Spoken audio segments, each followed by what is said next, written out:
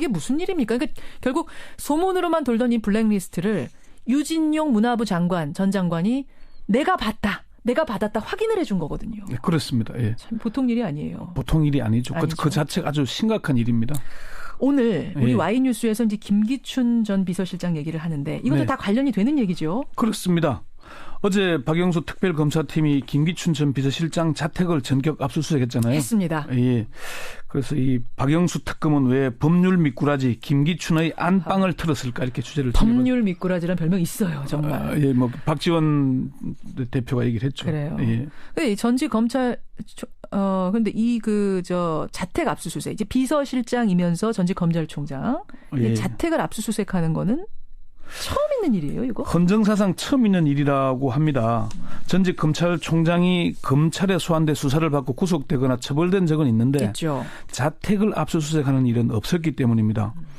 전직 한 검찰총장이 후배 검사들에게 그런 얘기를 한 적이 있답니다. 뭐라고요? 검찰총장을 지냈으니 앞으로 자다가 팬티 바람에 끌려가거나 집이 압수수색 당하는 일은 없을 것이라는 얘기를 한 적이 있다고요. 그 정도로 불문율이군요.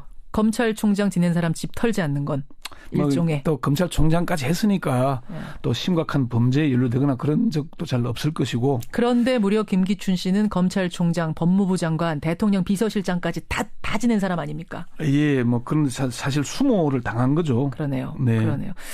1992년에 부산 초원복집 사건으로 재판을 받은 적은 있었어요. 사실 저는 그 사건 부르는 것 자체가 사실은 언론이 잘못이라고 보는데. 무슨 말씀이세요? 김기춘 지역감정 조장 사건이잖아요. 이게 부산 초원복집 사건 하면은 뭐 언론이 복집 광고하는 것도 아니고. 아까 원래 이름은 지역감정 조장 사건이에요?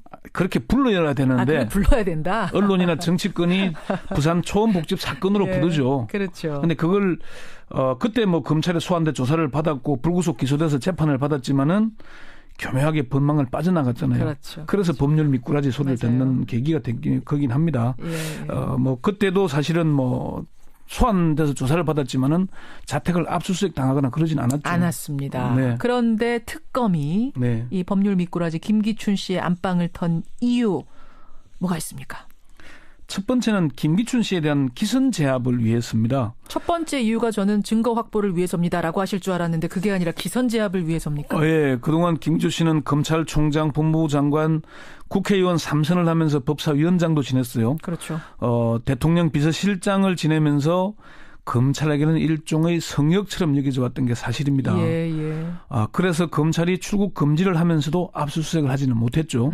뭐 이런 상황에서 특검마저 김기춘 씨의 자택 압수수색조차 하지 않는다면은 수사가 제대로 될 수도 없을 것이고 예. 특검에 대한 국민의 신뢰가 무너질 수도 있기 때문에 이른 아침에 전격적인 압수수색에 나선 것입니다. 검찰은 못한 거지만 우리는 할 수 있다라는 걸 보여주기 위해 국민들 믿으십시오라는 것을 위해서라도. 그러니까 특검이 탐침봉까지 동원해서 압수수색을 벌였으니까 그랬어요.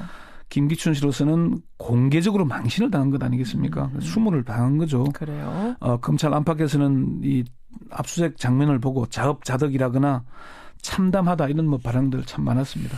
김기춘 전 실장에 대한 압수수색 두 번째 이유는 뭡니까? 특검이 검찰과 달리 수사 의지가 있다는 걸 보여주기 위한 겁니다. 이건 앞서서 설명하신 것과 비슷한 내용 합니다만은 검찰은 이게 김기춘 씨에 대한 수사를 미적댔잖아요. 예. 그러니까 시간을 많이 준 겁니다. 이미 압수수색이 늦어도 많이 늦었죠. 그렇죠. 특검팀 관계자는 법을 잘 아는 김 전 실장이 이미 대비를 했겠지만은 자택에 들어가 본다는 그 자체가 의미가 있다. 꼭 뭔가 나올 걸 기대했다기보다는 김기춘 씨의 집에 한번 들어가 훑어본다는데 의미가 있지 않겠나 이렇게 아니 한번 얘기했습니다. 들어가서 훑어본다는데 뭘 또 의미가 그렇게 커요? 그 수사 대상자에 대한 아까 기선제압 얘기를 했잖아요. 예. 그것과 동시에 자택이 틀리면 그게 지난번에 이석수 특별감찰관이 그런 얘기를 했잖아요. 휴대전화와 업무 일지를 뺏겼는데 계속 근무한다는 건 맞지 않다. 그랬죠. 그래서 사퇴를 했다고 얘기를 했잖아요. 그러니까 조윤선 장관은 지금 자택이 압수수색 당했고 집무실이 압수수색 당했는데도 버티고 있다는 건 사실 고위공직자의 자세로서는 안 맞는 겁니다. 그러니까 집을 이제 압수수색했다는 거는 거기 이제 가족들 휴대전화도 다 가져가고 뭐 이런 식이 됐다는 게 상당히 심리적으로 뭔가 기선제압, 위축시킬 수 있는 거다 이런 말씀이죠. 그러니까 윤곽근 특별수사팀장이 우병우 전 민정수석의 자택에 대한 압수수색을 끝까지 하지 못하고 미적대다가 아무런 성과도 못 내고 해체됐잖아요. 그렇죠. 그걸 보면 이해할 수 있을 겁니다. 박영수 특검이 이런 얘기를 했다고 합니다. 박근혜 대통령의 뇌물 혐의를 입증하는 것, 예. 김기춘, 우병우 두 사람을 사법 처리하는 것, 예. 그리고 삼성에 대해 철저히 수사하는 것. 이거는 제대로 해야 국민들이 특검 수사를 수긍하지 않겠나. 특검 수사가 그 세 가지에 집중된다 이런 얘기인가요? 그렇습니다. 특검에서 해야 될 수사는 차고 넘치는데 이 세 가지만은 제대로 해야 된다. 적어도. 특검 수사가 70일로 한정돼 있잖아요. 그렇죠. 시간적 한계가 있기 때문에 모든 의혹을 수사할 수는 없습니다. 특검팀 관계자도 굵직한 몇 건만 제대로 수사하면 되지 않겠나. 네. 언론에서 제기된 의혹들을 다 수사할 수는 없다. 그런 얘기를 했습니다. 세 번째 이유는 뭡니까? 압수수색. 김기춘 씨의 실제 혐의를 찾으려는 노력. 실제 혐의 이건 뭐 당연한 얘기죠. 예, 이미 타이밍이 늦었지만은 어쨌건 뭐라도 하나 건져야 되지 않겠습니까? 그럼 압수수색 한다는 건 뭔가 구체적 혐의가 있다는 얘기가 되는 거죠? 구체적 혐의를 잡았는지는 모르겠지만은 특검이 압수수색 영장을 청구해서 발부받았다는 자체가 그렇죠. 범죄의 단서를 잡았다는 거죠. 잡은 건 맞다는 겁니다. 예. 그래서 어제 네. 그러니까 김기춘 실장 집만 압수수색한 게 아니라 조윤선 문화부 장관 집도 압수수색하지 않았습니까? 그렇습니다. 저는 이 공통 혐의를 지금 특검이 잡은 게 아닌가 이 두 사람에 대한 그 생각이 들었어요. 뭐 특검팀도 그 부분을 인정합니다. 어제 이규철 특검보가 브리핑을 하면서 예. 기자들이 두 사람에 대해서 동시 압수수색한다는 거는 공통 혐의에 대한 수사냐 이렇게 물으니까 그렇게 해석해도 될 것 같다고 얘기를 했거든요. 그렇게 해석해도 결국 그거는 문학의 블랙리스트 얘기가 되는 건가요? 그렇습니다. 예. 네. 그럼 문학의 블랙리스트 작성을 김기춘 실장이 지시했다. 어제 유진용 장관도 같은 얘기했습니다만 특검도 그렇게 보고 있는 거군요. 그렇습니다. 일단 유진용 전 장관의 얘기 잠시 한번 들어보시죠. 예. 자, 그럼 이 대목에서 그 리스트를 주도한 사람 그럼 누구라고 생각하세요?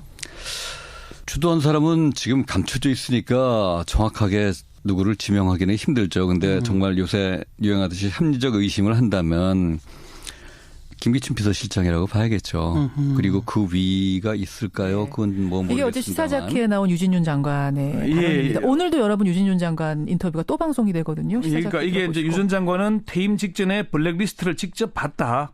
리스트 이전에 구두로 수시로 김기춘 비서실장의 지시라고 하면서 모철민 수석이나 김소영 비서관을 통해서 문체부로 전달이 됐다. 그렇죠. 이렇게 얘기를 했어요. 그리고 유 전 장관은 김기춘 씨가 비서실장으로 오고 난 뒤에 이런 일들이 벌어졌다. 그전엔 없던 일이다. 허태일 비서실장 시절에는 없었던 일이다. 그렇게 얘기를 했죠. 그러니까 A4 용지에 빼곡히 수백 명의 문화예술인 이름이 적힌 걸 김기춘 비서실장의 비서관이 차관한테 주는 거예요. 문체부 차관한테. 김소영 비서관이. 예. 예. 그 차관한테 줬고 차관한테 이 조 전 차관이 조현재 차관인데 당시에 예. 그 작성 출처를 물으니까 정무수석실에서 했다. 근데 당시에 정무수석이 현 조윤선 문체부 장관입니다. 그렇죠. 조윤선 당시 정무수석 이렇게 되는 겁니다. 그래서 조윤선 장관 집도 턴 겁니다. 네. 문학의 블랙리스트 이게 죄로는 그러니까 죄가 되긴 되는 건가요? 이 작성한 게 어때요? 특검팀 관계자가 블랙리스트는 그 자체로 아주 무거운 재질에 해당한다. 블랙리스트에 당한 사람이 한둘이 아니고 고생하고 상처받은 사람이 한둘이 아니어서 상당히 중하다 이렇게 얘기를 했거든요. 예. 이 부분 아마 상당히 중하게 보는 모양입니다. 그러면 김영한 전 민정수석의 그 비망록 업무일지 있잖아요. 네. 거기에도 보면 김기춘 실장 지시 내용이 빼곡이 들어있잖아요. 그렇습니다. 그것도 처벌 근거가 된대요. 이게 이제 저는 비망록이라기보다는 업무일지라고 보는 게 맞다고 보는데 여기에도 중요한 참고가 되고 있습니다. 장관 이게 이제 김기춘 비서실장은 청문회에 나와서 뭐 개인적인 생각 이런 얘기를 했잖아요. 그렇죠. 그런데 그렇지 않다고 합니다. 유진용 장관 얘기 잠시 한번 더 들어보시죠. 예. 제가 여러 수석들한테 들은 얘기는 김기춘 실장이 오고 나서 수석회에서 수석들이 얘기하는 걸 금지시켰습니다. 뭐 그냥 받아 적으라는 얘기죠. 예. 특히 대통령이 주재하는 회의에서는 수석들은 말 한마디 했다가는 치동을 당했다는 얘기를 많이 들었고 수석들이 입을 막아갖고 이 시스템 자체를 갖다 마비시켜 놓고서는 수석회의를 소통의 장이라고 변명을 해요. 수석들의 입을 막고 그저 말하는 걸 받아 적게만 했다. 이렇게 되면은 김영한 수석이 남긴 그 업무일지 다이어리는 다 받아 적은 게 되는 거네요. 그러니까 적자 생존이었잖아요. 그렇죠. 그러니까 윤영 장관 얘기로는 본인의 주관이 담겨 있는 게 아니고 받아쓰기 바쁜데 본인의 주관을 담을 여력이 어디 시간이 어디 있겠냐. 그 소설을 쓰거나 그럴 생각이 없었다는 얘기죠. 그러니까 이게 특검팀 관계자도 아주 중요한 참고 자료가 된다. 다만 그것만 가지고 처벌은 쉽지가 않은데. 업무일지. 그럼 당시에 회의에 참석했던 수석들의 증언이나 이런 게 이제 증거가 맞춰진다면 처벌이 가능하다. 그런 얘기를 하는 거죠. 오늘 아침에 또 나온 뉴스가 하나 있습니다. 정윤회 문건 유출 사건인데. 네. 그때 이제 검찰총장이 김진태 총장인데 김기춘 실장이 김진태 검찰총장한테 직접 전화를 해서 정윤회 씨네 집 압수수색 못하게 해라. 막았다라는 증언이 오늘 또 보도가 하나 나왔어요. 김기춘 씨가 김진태 검찰총장하고 자주 통화했다는 건 이미 검찰 내에서 다 알고 있는 사실이거든요. 예. 그리고 정윤회 사건 수사가 사실 제대로 안 이루어졌잖아요. 그렇죠. 그때 수사를 제대로 했더라면 이런 일이 없었을 것이다. 맞습니다. 그러는데 그러니까 그때도 이런 의심이 나오는 거고 김기춘 씨가 이 문제도 직권 남용 정도의 혐의를 수사를 받지 않겠냐. 그렇게 얘기들이 나오고 있습니다. 특검은 왜 범미꾸라지 김기춘 씨의 안방을 털었을까? 오늘 Y뉴스에서 짚어봤습니다. 청취자 한 분이 이런 문자 주셨어요. 쇼로 끝나선 안 된다. 압수수색이. 굉장히 중요한 부분 지적해 주셨습니다. 손정수님 고맙습니다. 권영철 선임 기자 수고하셨습니다.